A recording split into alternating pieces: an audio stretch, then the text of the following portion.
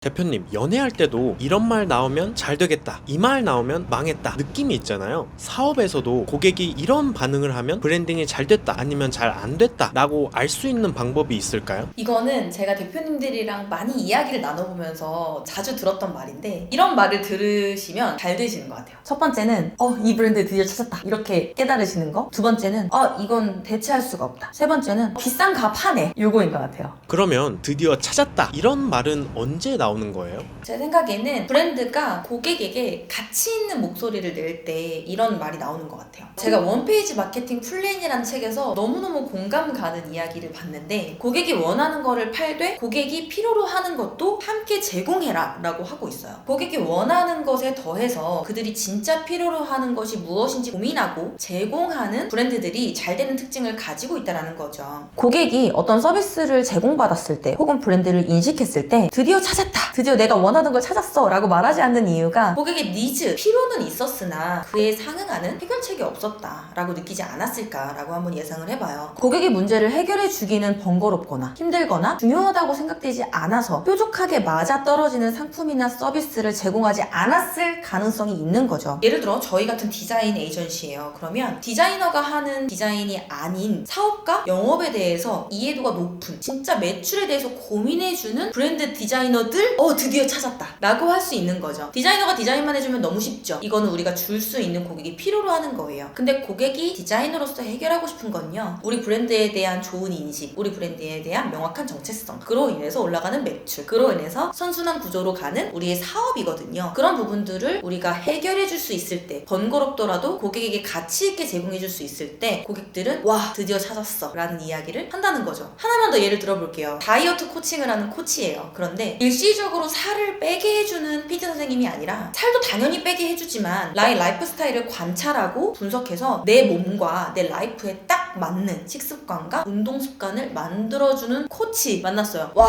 드디어 나의 살을 빼게 해줄 사람을 찾았어 라는 말이 고객의 입에서 나온다라는 거죠. 고로 내가 제공해줄 수 있는 고객의 니즈뿐만 아니라 제공함으로써 해결해줄 수 있는 모든 문제점을 조금 더 가치 있게 제공했을 때 고객은 우리를 조금 더 특별하게 인식하는 것 같아요. 그런데 왜 대부분의 브랜드들은 찾았다 소리를 못 들을까요? 저도 이 부분에 대해서 고민이 굉장히 많았는데, 고객이 편한 서비스를 제공하는 게 아니라 브랜드가 편한 서비스를 제공하기 때문인 것 같아요. 피트니스 강사라면 운동만 가르치면 된다라는 본인의 편한 생각에서 정해진 매뉴얼에 따라서 모든 피트니스 강사가 하는 것처럼 운동을 잘 가르치는 거에만 치중을 하죠. 그렇지만 고객이 필요로 하는 건요, 날씬하고 건강한 몸매가 맞아요. 그런데 고객이 원하는 건요, 그렇게 할 수 있는 식습관, 운동 습관을 가르쳐주는 배움, 지식, 그런 거에 대한 코칭인 거죠. 예를 들어 저희처럼 바쁜 직장 생활을 하면서 맨날 식단하고 맨날 운동을 하면 우리가 할 수 있을까요? 없어요. 그런데 나의 라이프 스타일을 실질적으로 커스터마이징에 맞춰주는 코치라면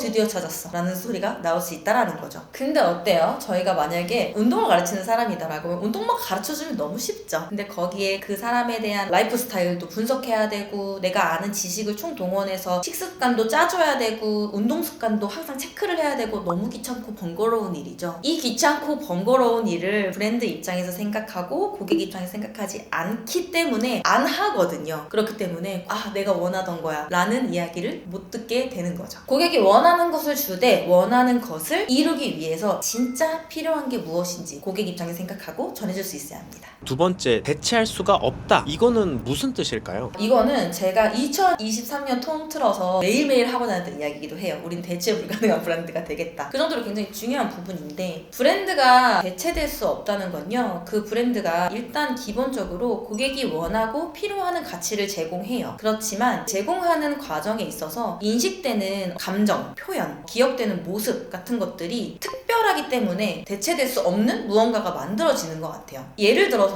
애플 같은 경우는요, 애플의 기술력을 가지고 새로운 아이폰을 만든다고 한들 우리가 애플의 브랜드 가치를 대체할 수 있을까요? 없죠. 똑같은 기술을 가지고 있는 핸드폰이고 노트북이고 데스크탑 PC더라도 애플이니까 좋아요. 왜 그렇죠? 애플에서 느껴지는 철학, 그 브랜드에 대한 느낌, 그리고 그 브랜드를 사용했을 때 자아 실현, 거기에 대한 감정 같은 것들은 특별하게 확실하게 그 브랜드로서만 인식할 수 있는 거기 때문에 대체할 수 있는 부분이 사실은 아닌 거거든요. 똑같은 거죠. 우리가 커피 한 잔을 사 먹더라도 스타벅스에서 먹어야 되는 이유가 있어. 더 비싼 돈을 내더라도 스타벅스의 컵을 들고 있는 나 자신에 대한 고급화가 된 것 같아. 뭐 이런 감정을 느낄 수도 있잖아요. 그런 것처럼 우리가 이 브랜드에서 느끼고 인식하고 기억하는 것들을 브랜드 정체성이라고 하는데, 그 브랜드 정체성이 정말 잘 구축되고 잘 표현되고 있는 브랜드들이 대체할 수 없다라고 이야기를 듣는 것 같아요. 그런 거죠. 브랜드에서 느껴지는 감정이 신뢰일 수도 있고요, 전문성일 수도 있고요, 리스펙, 존경일 수도 있고, 아 너무 아름답다, 예쁨일 수도 있어요. 무형의 서비스를 우리가 브랜드라는 이름으로 느낄 수 있도록 하는 거, 이것을 브랜드를 의인화한다 라고도 하고 브랜드 페르소나, 캐릭터라고도 하고요. 이 모든 걸 통틀어서 브랜드의 명확한 정체성, 브랜드 아이덴티티라고도 합니다. 이렇게 브랜드 아이덴티티, 정체성이 명확하게 고객에게 인식이 되면 대체할 수 없다, 이거는 그 누구도 대신할 수 없어 라는 느낌을 갖게 되는 거죠. 그런데 대부분의 브랜드들은 역시 대체할 수 없다라는 말을 못 듣잖아요. 그건 왜 그러는 걸까요? 제품이나 서비스를 사실 판매하려고만 하고 우리 사업이 브랜드로서 느껴질 정체성이나 기억되는 인식들을 구축하는 거에 대해서는 관심이 좀 적은 것 같아요. 왜 적냐? 귀찮고 힘드니까 적겠죠. 더 싼 제품, 더 좋은 기술력을 지닌 제품이나 더 전문적인 제품이나 서비스는 이미 존재하거나 곧 따라오거나 하기 때문에 대체될 수밖에 없어요. 그렇기 때문에 우리는 우리 브랜드의 정체성, 즉 브랜드 페르소나를 만드는 것에 굉장히 많은 비용과 시간을 들이는 거가 굉장히 필요해요. 고객을 알고 고객이 어떤 모습으로 비춰져야 할까 고민하고, 우리가 어떤 말을 좀 전해야 될까, 우리 머릿속에만 이렇게 추상적으로 떠돌고 있잖아요. 이걸 고객이 느낄 수 있게끔 어떻게 말을 할 거야 라는 부분들을 언어로 만드는 거, 그리고 그걸 이미지로 보여주는 거, 컬러로 보여주는 거, 폰트로 보여주는 거, 패키지나 외부로 보여주는 이런 모든 작업들을 오래도록 꾸준히 해야 하는데 너무 어려워요. 그래서 잘 안 하죠.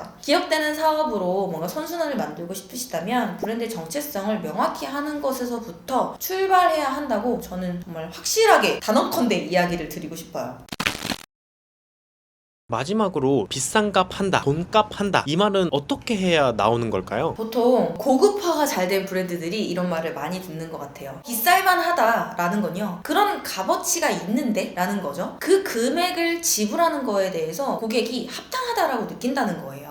예를 들어서 똑같이 소고기를 사 먹어요. 소고기 무한리필 집에 갔는데 한 사람당 3만 원이라 그러면 저희 느낌 좀 어때요? 비싼데? 라는 생각이 좀 들죠. 근데 파인다이닝에 가서 요만한 한 덩어리도 안 돼 보이는 소고기를 10만 원에 먹어요. 그러면 10만 원 그럴만하다 라는 생각을 저희가 느낀단 말이에요. 고객이 금액을 지불하고도 아깝지 않다고 생각하는 것은 모든 문제를 해결해주는 완벽함이 있다라는 것, 꼭 완벽하게 고급화되어 있다라는 말이랑 일맥상통하다라고 볼 수 있는데, 이게 무슨 말이냐면, 고객이 우리 브랜드를, 내 사업을 만나는 그 순간부터 끝까지 고객이 원하는 혹은 필요한 서비스의 전 과정을 처음부터 끝까지 만족할 수 있도록 제공한다 라는 거가 우리가 그냥 팔지 않고 브랜드를 고급화한다 라고 이야기할 수 있어요. 예를 들어 방금 말씀드린 파인다이닝 사례를 한번 보자면요, 저희가 막 김밥 천국에 들어가가지고 아 코트 좀 받아줘 이러지 않잖아요. 저희가 파인다이닝 가면 고객은 배가 고파서 밥을 먹으러 온 게 아니에요. 특별한 사람과 특별한 시간을 보내기 위해서 온 거죠. 그렇기 때문에 들어오는 그 순간부터 나가는 그 순간까지 맛있는 음식과 평화로운 음악, 옷을 받아주고 의자를 빼주는 서비스, 전문가의 요리 추천과 소믈리에의 와인 추천, 뭔가 내가 왕이 된 것 같은 대접해주는 어떤 말투, 불편한 것에 대한 즉각적인 대응, 음식에 대한 스토리텔링이나 특별한 디저트까지 고객이 원하는 서비스를 제공하는 모든 과정을 이 파인다이닝에서는 책임지고 서비스를 하고 있어요. 이 모든 비용이 그 10만 원이라는 돈에 들어가 있기 때문에 우리는 소고기 한 덩어리를 먹으면서 10만 원을 내도 별로 아깝지 않은데 그럴만하다 라고 느끼는 거죠. 그렇기 때문에 우리는 똑같은 제품을 팔고 서비스를 제공을 하더라도 우리 서비스의 처음과 끝을 완벽한 서비스로 만들기 위해 노력함으로써 우리의 값어치를 올리는, 고로 고급화하는 전략을 조금 사용해 볼 수 있어요. 그런데 역시 대부분의 브랜드들은 돈값 한다 소리를 못 듣잖아요. 그 이유는 뭘까요? 사실 그 앞전 이유랑 되게 비슷한 것 같아요. 고객의 가치 가치에 맞는 것을 제공하고 우리만의 어떤 정체성을 명확히 하고 우리의 서비스의 처음부터 끝까지를 완벽함을 추구함으로 인해서 고급화를 만드는 건 지극히 귀찮고 힘든 일이에요. 그렇기 때문에 보통은 좀 좋은 가격, 합리적인 소비를 권장하면서 판매하려고만 하지 고객이 이 브랜드를 경험하면서 겪을 수 있는 고급화에 대해서는 참 생각하기가 어렵거든요. 예를 들어 디블러 같은 경우에는요, 디자인만 진행을 해줘도 되지만 예쁜 디자인을 만들어주는 게 저희가 당연히 해야 되는 거고 그걸 사려고 고객들은 올 거예요. 그런데 거기서 브랜드를 시작하고 마케팅까지의 모든 세팅을 도와드린다, 사업의 전반적인 컨설팅을 도와드린다라고 하면 이야기가 달라지죠. 그러면 10만 원을 받을 로고 디자인 비용을 100만 원을 받고 브랜드 컨설팅으로 조금 더 고급화해서 값어치를 매길 수 있다라는 거예요. 때문에 저희는 우리가 지금 현재 판매하고 있는, 제공하고 있는 제품이나 서비스의 고급화를 고객 경험 여정에서 찾아보면 도움이 될 것 같아요. 오늘은 정말 브랜딩이 잘 됐고 브랜드 사업 운영을 잘하고 있다라고 하는 대표님들이 어떤 이야기를 잘 듣나 세 가지를 한번 꼽아봤는데요. 첫 번째는